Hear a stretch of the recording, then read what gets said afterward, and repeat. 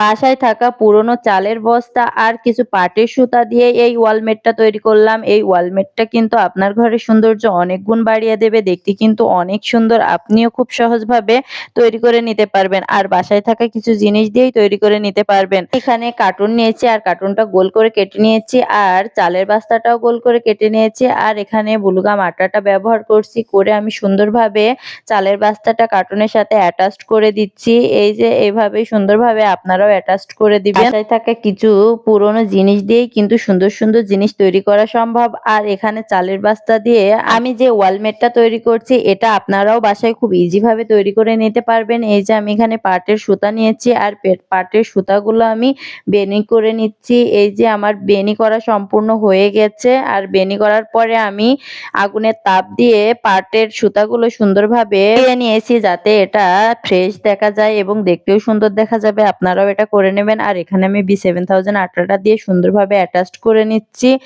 এই যে যাতে দ্রুত লেগে যায়, কারণ B7000 আটাটা খুব দ্রুত শুকিয়ে যায় আর লেগে যায়। তারপরে এই যে গোল রাউন্ডটাও আমি সুন্দরভাবে করে নিচ্ছি। আর আমার বাসায় কিছু পুরনো ফুল ছিল আর এই ফুলগুলো দিয়েই আজকের কাজটা আমি সম্পূর্ণ করব। এই যে ফুলগুলো আমি সুন্দরভাবে অ্যাটাচড করে নিচ্ছি। দেখতে কিন্তু অনেক সুন্দর লাগছে। ভিডিওটা কেমন লাগলো অবশ্যই একটা কমেন্ট করবেন। যদি ভালো লাগে তাহলে অবশ্যই শেয়ার করে দিবেন। ভিডিওটা দেখার জন্য ধন্যবাদ সবাইকে।